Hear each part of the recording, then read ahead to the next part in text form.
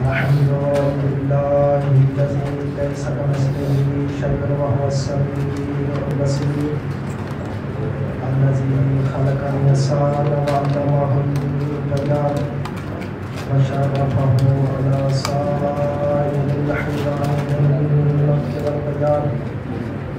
الصلاة والسلام على سيد الأنام سيدنا ونبينا وشفيع ذنوبنا وحبيب قلوبنا وطبيب نفوسنا مولانا ومولى الثقلين جد الحسن والحسين أبي القاسم محمد اللهم صل على محمد وآل محمد صاحبته الطيبين الطاهرين المعصومين المنتجبين المنتخبين المظلومين ولعنة الله على أعدائهم أجمعين. أما بعد فقد قال الله تبارك وتعالى في كتابه المجيد وكلامه الحميد وقوله الحق. بسم الله الرحمن الرحيم. فاذكروني أذكركم سلما. اللهم صل على محمد وآل محمد. میرے نہایت ہی معزز محترم سامعین، الہی کے پروردگار عالم آپ سب کا یہاں پر چلتا رہے، آپ ان برگاہ میں منظور و قبول فرمائے. آمین. بانیان کا یہ صف عزا بچھایا خدا متعال منظور و قبول فرمائے. تمام مومنین اور مومنات نے ہم سب کے ذمہ جو بھی دعائیں لگائی ہیں، خدا ان کی دعاؤں کو اپنی برگاہ میں شفیع قبولیت عطا فرمائے. ہماری سب سے بڑی دعا پروردگار عالم حجت زمانہ کے ظہور میں تعجیل فرمائے.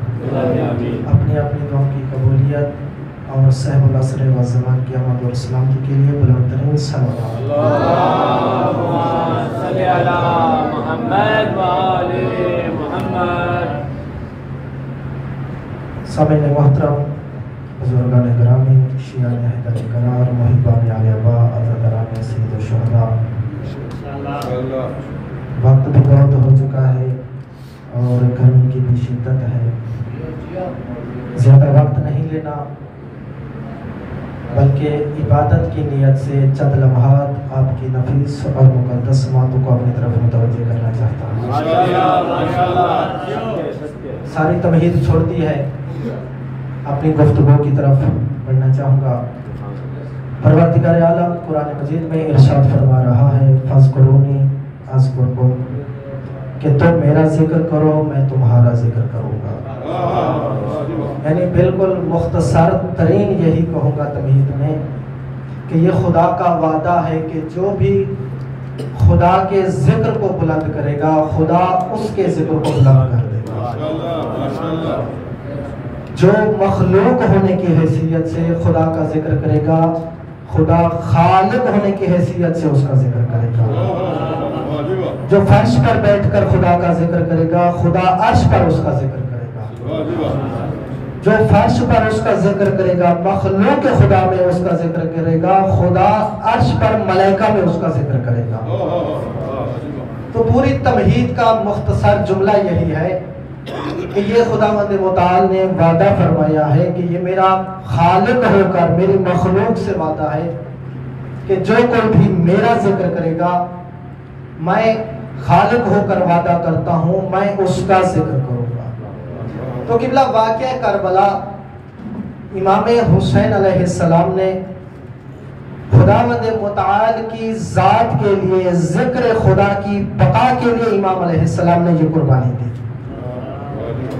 تو جب قرآن کہہ چکا ہے کہ جو بھی خدا کا ذکر کرے گا خدا کے ذکر کو بلند کرے گا خدا کا وعدہ ہے خدا اس کے ذکر کو ہمیشہ کے لیے بقا دے دے گا. تو تاریخ میں ہم نے بس 2-3 روایات یہی دیکھنی ہے کہ جب مولا نے خدا کے ذکر کو بقا دی ہے تو خدا بند متعال نے کیا اہتمام کیا ہے، کہاں کہاں پر ذکر امام حسین ہوا ہے. تو جب ہم نے تاریخ کو اٹھایا کتب کی ورق گردانی کی ہم نے دیکھنا چاہا کہ کہاں کہاں مولا کا ذکر بلند کیا گیا کہاں کہاں مولا کا تعارف کروایا گیا، تو سب سے پہلے ہم یہ دیکھتے ہیں تاریخ میں کہ مسجد نبوی ہے، سید الانبیاء احکام الہیہ کو بیان فرما رہے ہیں، شرعیت مقدسہ کے مسائل بیان فرما رہے ہیں، نماز روزہ حج و زکوٰۃ کے متعلق بتا رہے ہیں۔ اتنے میں امام حسین علیہ السلام خرامہ خرامہ چلتے چلتے مسجد نبوی کی دہلیز سے داخل ہوتے ہیں۔ جیسے ہی مولا مسجد نبوی کی دہلیز سے داخل ہوئے، مولا کے ابا کے دامن نے چاہا کہ مولا کے قدموں کا بوسہ لو، دامن نے قدموں کا بوسہ لینا چاہا۔ جیسے ہی ابا کے دامن نے قدموں کا بوسہ لیا، ملائکہ سے تسبیح چھوٹ گئی، جبرائیل سے عرش چھوٹ گیا، رسول اللہ سے منبر چھوٹ گیا۔ جلدی سے سلطان انبیاء آتے ہیں، سلطان جنت کو اپنے ہاتھوں پر اٹھاتے ہیں، امام حسین علیہ السلام کو اپنے ہاتھوں پر اٹھایا، لے کر چلے ہیں منبر کی طرف۔ کبھی آنکھوں کا بوسہ لیتے ہیں، کبھی پیشانی کا بوسہ لیتے ہیں، کبھی رخساروں کا بوسہ لیتے ہیں۔ منبر کے قریب آ کر رسول اللہ فرماتے ہیں، اے میرے صحابہ یاد رکھنا، ھذا حسین وعرفوہ، ھذا حسین وعرفوہ، اے میرے صحابہ پہچان لو، یہ حسین ہے، اس کو پہچان لو، یہ حسین ہے، انہ منی وانا منہ، یہ حسین مجھ سے ہے، میں حسین سے ہوں، حسین مجھ سے ہے، میں حسین سے ہوں۔ یعنی سید الانبیاء بتانا یہ چاہتے ہیں کہ حسین کے ظاہر ہونے کے لیے مجھ محمد مصطفیٰ کا وجود ضروری ہے، اور میرے وجود کی بقا کے لیے حسین ابن علی کا ہونا ضروری ہے۔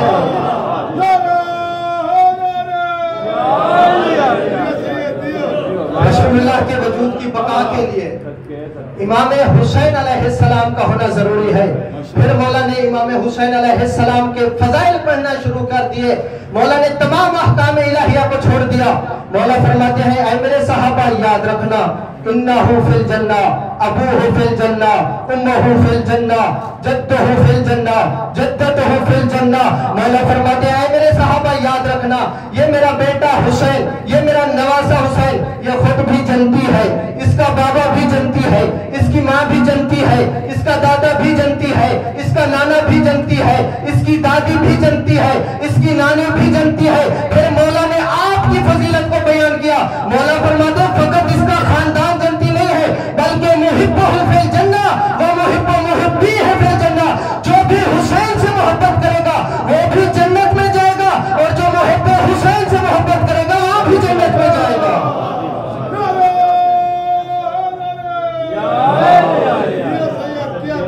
جو حسین سے محبت کر رہا ہے ذات حسین کے ساتھ وہ بھی جنتی ہے، جو حسین کے محب سے محبت کر رہا ہے وہ بھی جنتی ہے۔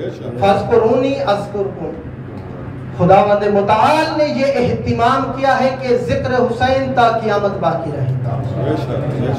قبلہ کتاب کا نام ہے ذخائر العقبہ۔ صاحب کتاب لکھتے ہیں کہ ایک دن سید الانبیاء مسجد میں داخل ہوئے، سید الانبیاء خرامہ خرامہ چلتے چلتے منبر کی طرف بڑھ رہے ہیں، لیکن جیسے جیسے سید الانبیاء منبر کی طرف بڑھ رہے ہیں، اصحاب کی حیرت بڑھتی جا رہی ہے۔ آخر کیا وجہ تھی؟ سید الانبیاء پہلی بار تو نہیں آ رہے تھے مسجد میں، پہلی بار تو منبر پر نہیں جا رہے تھے، لیکن صحابہ حیران کیوں ہو رہے ہیں؟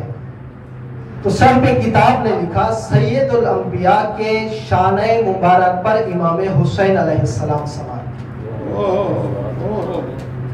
رسول اللہ نے امام حسین علیہ السلام کو اپنے شان مبارک پر سوار کیا ہوا ہے، اٹھایا ہوا ہے، اور رسول اللہ منبر کی طرف بڑھ رہے ہیں۔ بس قبلہ اسی چیز کو اپنے اذہان مبارک میں بٹھا لیجئے کہ سید الانبیاء نے اپنے شان مبارک پر امام حسین علیہ السلام کو بٹھایا ہوا ہے۔ قرآن مجید کہتا ہے، لا ترفعوا اصواتکم فوق صوت النبی، کہ یہ جو رسول اللہ کے پیارے پیارے میٹھے میٹھے صحابہ آ کر رسول اللہ کے ساتھ بیٹھتے ہیں، ان کے ساتھ گفتگو کرتے ہیں، ان کو یہ اجازت نہیں ہے کہ اپنی آوازوں کو رسول اللہ کی آواز پر بلند کریں۔ قرآن نے کہا ہے، قرآن نے کہا ہے کہ کسی بھی صحابی کو، رسول اللہ کے سامنے بولنے والے کو یہ اجازت نہیں ہے کہ رسول اللہ کی آواز پر اپنی آوازوں کو بلند کرے. بس قبلہ اب ان دونوں چیزوں کو جب ہم ملاتے ہیں، جمع کرتے ہیں، ایک طرف صاحب کتاب لکھتے ہیں کہ رسول اللہ کے شانوں پر امام حسین علیہ السلام سوار تھے، اور دوسری طرف قرآن کہتا ہے کہ کسی کو اجازت نہیں ہے کہ رسول اللہ کے سامنے اپنی آواز کو بلند کرے. ان دونوں باتوں کو ملا کر نتیجہ یہی نکلتا ہے کہ 1400 سال سے ہم دنیا والوں کو یہی تو بتا رہے ہیں کہ اے دنیا والوں، یہی بات سمجھ لو، تمہیں پورا کا پورا دین سمجھ آ جائے گا کہ جن کو وقت رسول اللہ کے سامنے بات کرنے کی بھی اجازت نہیں ہو اسے صحاب کہتے ہیں، اور جو شان رسول پر سوار ہو جائے اسے حسین کہتے ہیں.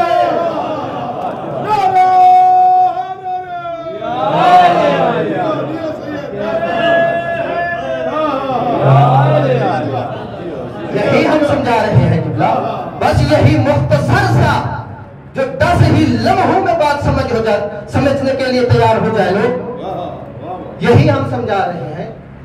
جن کو بات کرنے کی، اونچا بولنے کی بھی اجازت نہیں ہے، ادب کے دائرے میں رہ کر بات کرنے کی اجازت دی گئی ہے.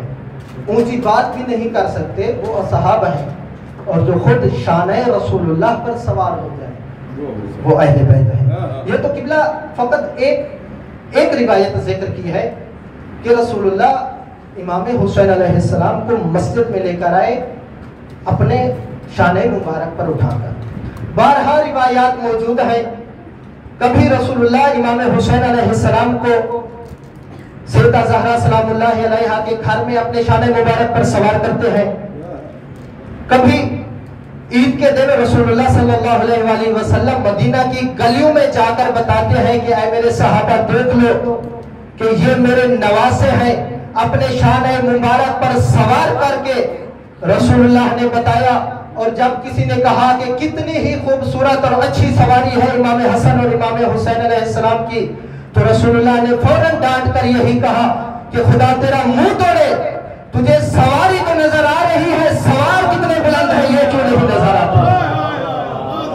تو قبلہ بارہا مقامات پر امام حسین علیہ السلام کو رسول اللہ نے اپنے شان مبارک پر سوار کیا اور دنیا کو بتایا کہ دیکھو یہ میرے نواسے ہیں، یہ میرے وارث ہیں، یہ میرے اہل بیت ہیں. یہ تو قبلہ بات تھی بیٹوں کی کہ رسول اللہ نے بیٹوں کو شان مبارک پر سوار کر کے بتایا کہ ان کو پہچانو، ان کی عظمت کیا ہے، ان کا مقام کیا ہے. لیکن جب ہم تاریخ میں دیکھتے ہیں تو ہمیں ایک لمحہ ایسا نظر آتا ہے کہ ان بیٹوں کا بھی جو باپ ہے امیر کائنات، وہ رسول اللہ کی شان مبارک پر مصنوعی خداؤں کو، بت کو توڑ توڑ کر سید الانبیاء کے قدموں میں ڈال رہے ہیں.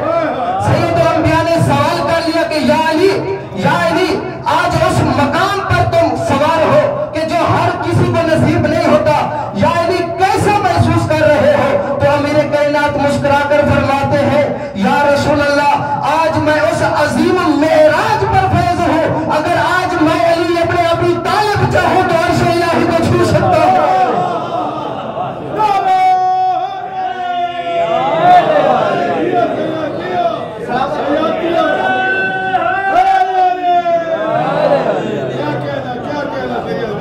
مولا نے فرمایا کہ آج میں اس عظیم معراج پر فائز ہوں. اگر آج میں علی ابن ابی طالب چاہوں عرش الہی. تو قبلہ یہ خدا کا وعدہ ہے کہ خداوند متعال نے تا قیامت ذکر امام حسین علیہ السلام کو بقا دینی ہے. اور بارہا تاریخ میں سید الانبیاء نے امام حسین علیہ السلام کا تعارف کروایا ہے، بتایا ہے کہ پہچانو یہ شخصیت کیا ہے. لیکن جیسا تعارف تاریخ نے حضرت مولا عباس علیہ السلام نے امام حسین علیہ السلام کا تعارف کروایا ہے، ویسا تعارف کسی اور نے نہیں کروایا. اٹھائیے کتب، تاریخ روایات بھری پڑی ہیں، اور امام حسین علیہ السلام کا تعارف کروانے کے لیے بھی اگر مولا عباس علیہ السلام نے منبر بھی چنا ہے تو وہ خانہ کعبہ کا سینہ چنا ہے. جب امام حسین علیہ السلام صحن کعبہ کو چھوڑنے لگے تو مولا نے خود ہی حکم دیا کہ بھیا عباس جاؤ ان لوگوں کو بتاؤ کہ ہم یہ صحن کعبہ کیوں چھوڑ رہے ہیں. جاؤ ان پر اتمام حجت کرو، ان کو بتاؤ. کل کو یہ لوگ یہ نہ سمجھے کہ حسین ابن علی موت کے ڈر کی وجہ سے صحن کعبہ چھوڑ کر چلے گئے تھے. تو اس وقت مولا عباس علیہ السلام نے خانہ کعبہ کی چھت پر قدم رکھا اور امام حسین علیہ السلام کا تعارف کروایا. مولا عباس علیہ السلام فرماتے ہیں الحمدللہ الذی شرف ھذا بقدوم ابیہ کان بالامس بیتا فاصبح قبلۃ. مولا فرماتے ہیں کہ اے لوگوں، اے مسلمان اپنے آپ کو کہنے والے، ذرا سنو، یہ کعبہ ہے، یہ کعبہ ہے جس میں تم کھڑے ہوئے ہو، لیکن اس کعبہ کو جو کل تک ایک پتھروں کی دیواریں تھی، حسین کے بابا کے قدموں کے صدقے میں اللہ نے اس کو قبلہ بنا دیا.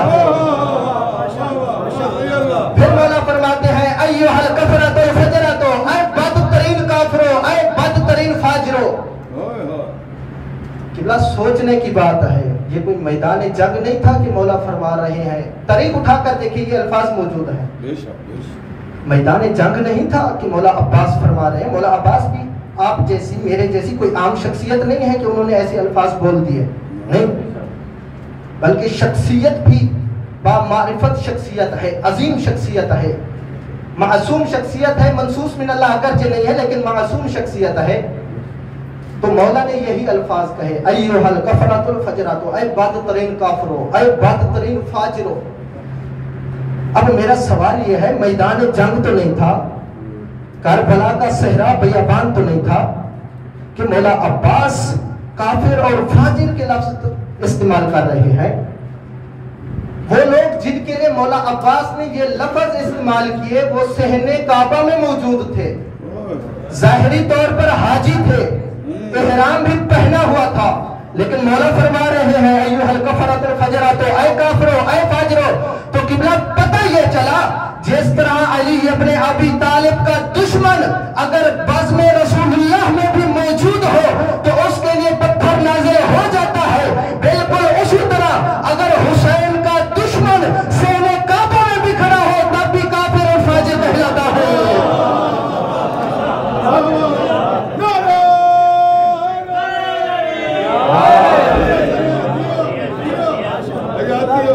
حسین کا دشمن صحن کعبہ میں بھی کھڑا ہو کافر اور فاجر کہلاتا ہے.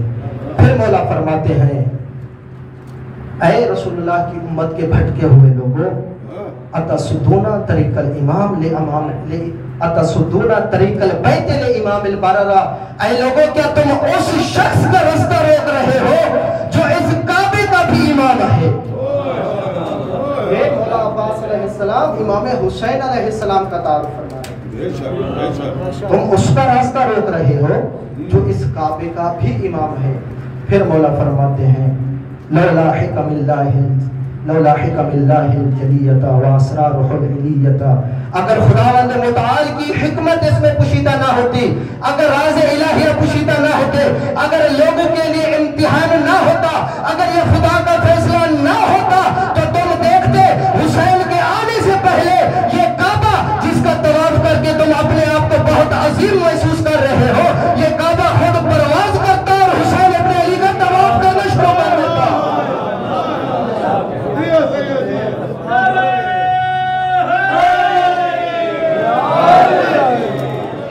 یہ تم اپنے آپ کو بہت عظیم سمجھ رہے ہو، آپ نے کعبہ کا طواف کر لیا.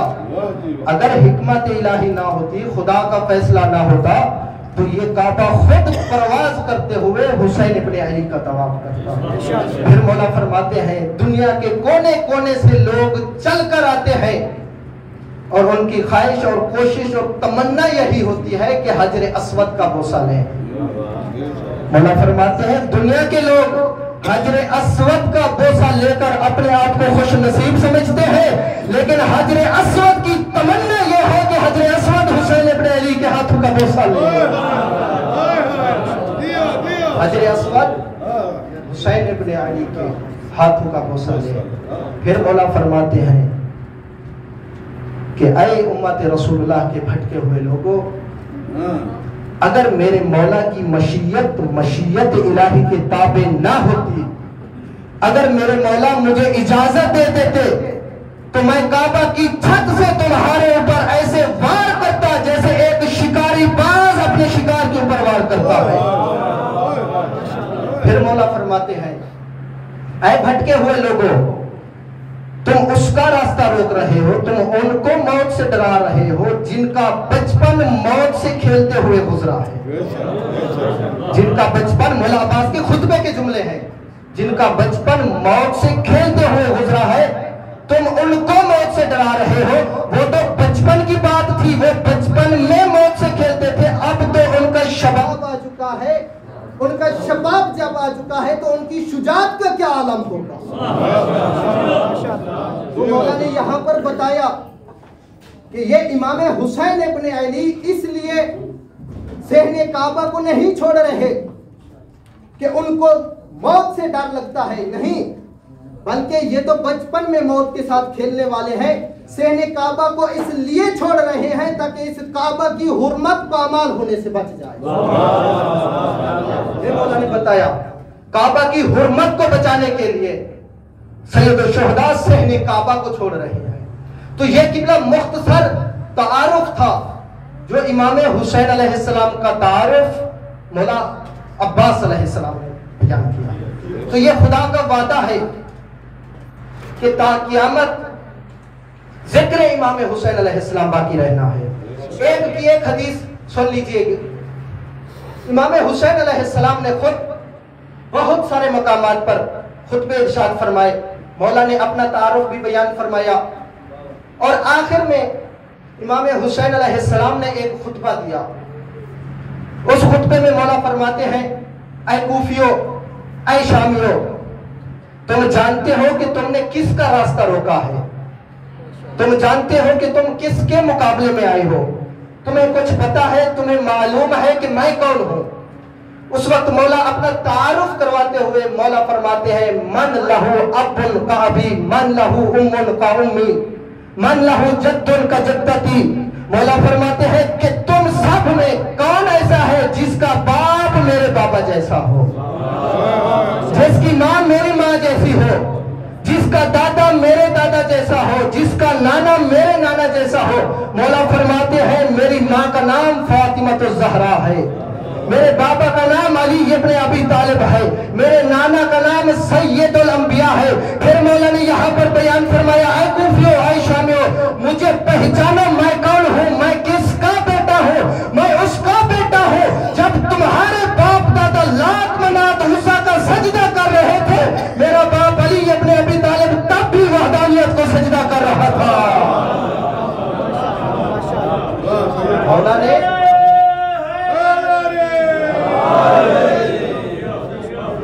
نے وہاں پر بتایا کہ تمہارے باپ دادا تو لات منات عزا کے پجاری رہے، جب وہ ان کے سامنے سجدہ ریز تھے. میرا باپ وہ ہے جو جاہلیت کے زمانے میں بھی وحدانیت کو سجدہ کرتا تھا. تو مولا نے بارہا مقام پر اپنا تعارف کروایا کہ یہ لوگ پہچانے کہ ہم کون ہیں، ہمارا تعلق کس دھرم کے ساتھ ہے. لیکن کاش اگر دنیا والے غدیر کو پہچان لیتے تو اشور کا واقعہ بھی نہ ہوتا. یہ سب وہ لوگ تھے سامنے آنے والے جو غدیر کے منکر ہو گئے تھے. اگر غدیر کو پہچانا ہوتا تو کبھی آل محمد علیہ السلام کو بار بار بتانا نہ پڑتا کہ ہم کس کی آل و اولاد ہیں. عزاداروں، آج 6 محرم الحرام ہے، 7 کی شب ہے. کچھ ہی وقت باقی ہے کہ اہل بیت کے خیام سے پانی کو بند کر دیا جائے. اجرکم اللہ. عزاداروں، شرما کرنا رویا کریں. یہ آنسو بہت عظیم آنسو ہیں. یہ آنسو حضرت سیدہ زہرا ہے، یہ سیدہ زہرا کی حسرت ہے. یہ آنسو ان آنسو کو سیدہ زہرا سلام اللہ علیہ سنبھال کر رکھتی ہے۔ عزیزانو، جب یہ قافلہ کربلا کی طرف جا رہا تھا، ایک ایسے مقام پر یہ قافلہ پہنچا کہ جہاں پر میٹھے پانی کے چشمے تھے۔ امام حسین علیہ السلام مولا عباس سے فرماتے ہیں کہ عباس بھائی، ہمارے پاس جتنے بھی مشکیزیں ہیں، جتنے بھی برتن ہیں، سب کو پانی کے ساتھ پر کر لو، میرا مہمان آنے والا ہے۔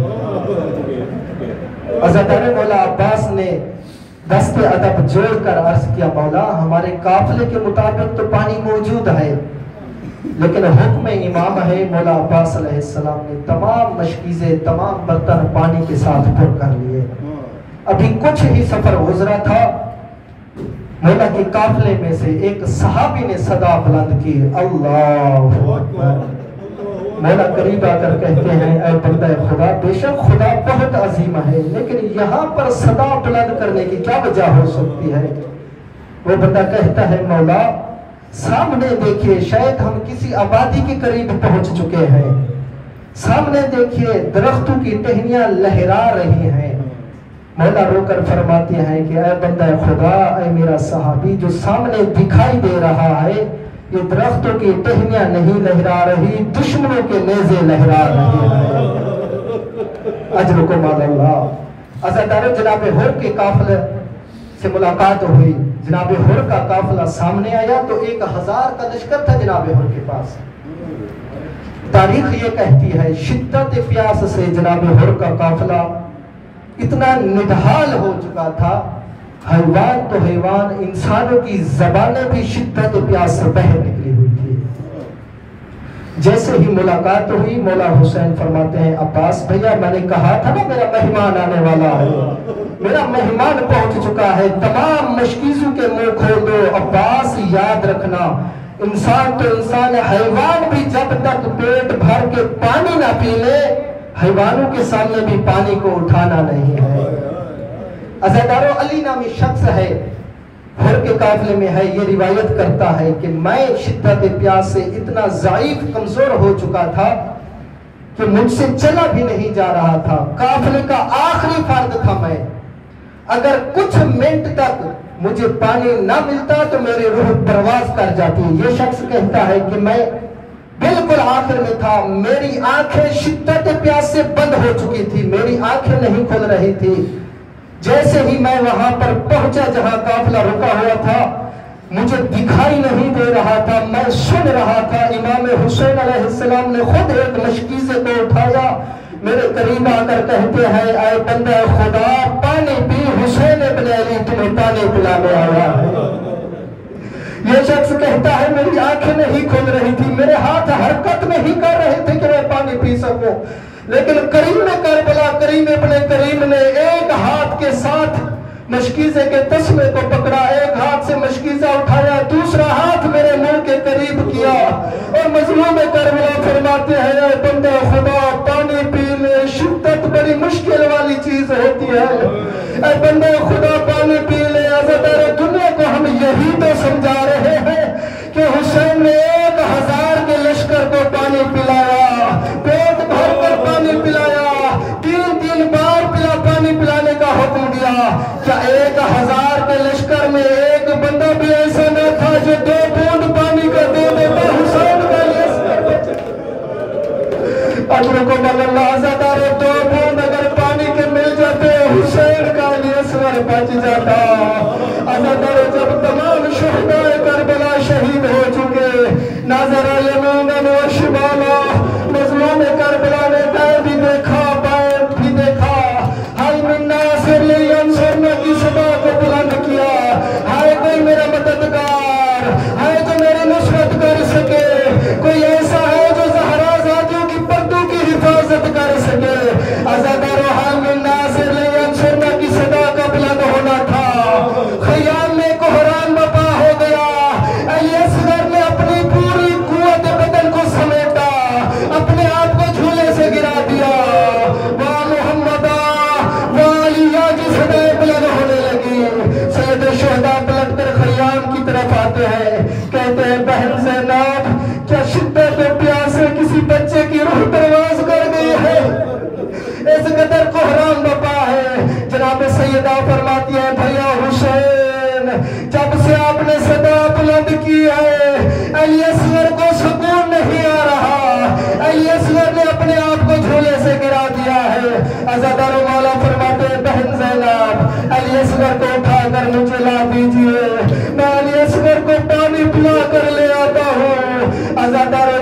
علی اصغر رخصت ہونے لگے، عزاداروں میرا آپ سے سوال ہے کہ جس میدان میں عباس جیسا جرار گیا ہو واپس نہ آیا ہو، علی اکبر جیسا جوان گیا ہو واپس نہ آیا ہو، قاسم گیا واپس نہ آیا، اور محمد گئے واپس نہ آئے، اس میدان میں بچے کو بھیجنے کے لیے ایک ماں الوداع کرے گی تو کیسے کرے گی؟ جب ایک ماں جانتی ہے کہ میں اپنے بچے کو بھیج رہی ہوں واپس پلٹ کر نہیں آئے گا۔ عزاداروں مظلوم کربلا جناب علی اصغر کو لے کر چلے، جب لے کر جا رہے تھے تاریخ یہ کہتی ہے جناب علی اصغر کو اپنے ہاتھوں پہ اٹھایا ہوا ہے، جناب علی اصغر کو اٹھایا ہوا ہے، اتنے میں سورج کی کرنیں جناب علی اصغر کے چہرے پر پڑی۔ عزاداروں سورج کی کرنوں کا چہرے پر پڑنا تھا، مظلوم کربلا نے ابا کے دامن کو اٹھایا، علی اصغر کے چہرے پر ڈال دیا۔ میں ہاتھ جوڑ کر کہوں گا مولا ابھی تو سورج کی کرنوں سے بھی علی اصغر کو بچا رہے ہیں، تب کیسا منظر ہوگا جب کربلا کے گرم صحرا میں علی اصغر کو دفن کر رہے ہوں گے۔ اجرکم علی اللہ۔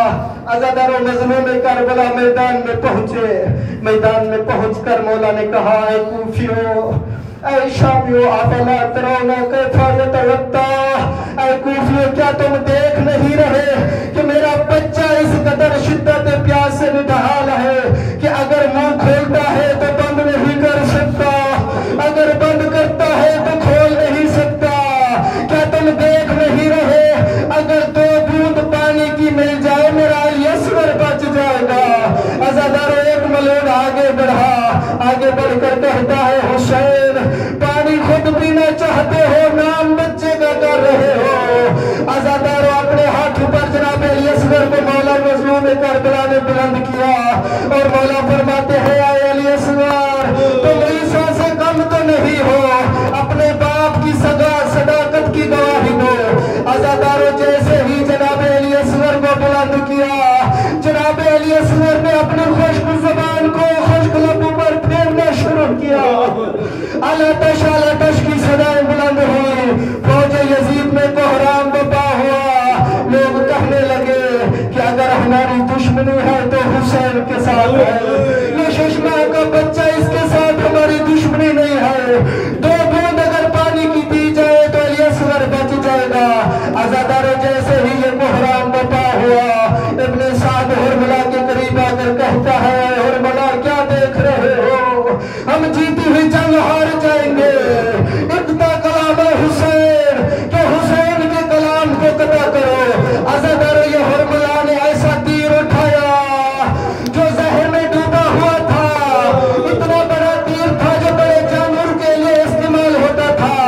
عزاداروں اس ملعون نے پہلا نشانہ لیا، اس سے تیر چھوٹ گیا، دوسری بار نشانہ لیا تیر چھوٹ گیا، تیسری بار نشانہ لیا تیر چھوٹ گیا۔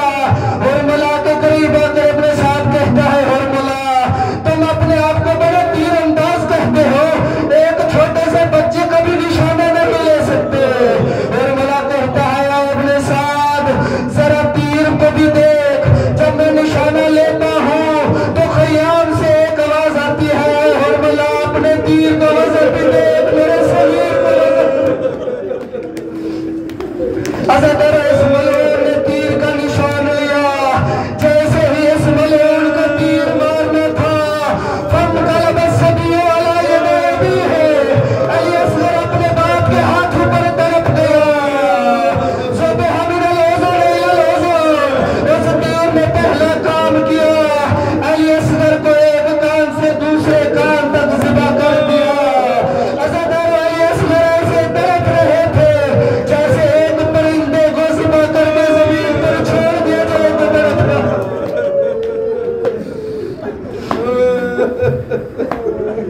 علی اللہ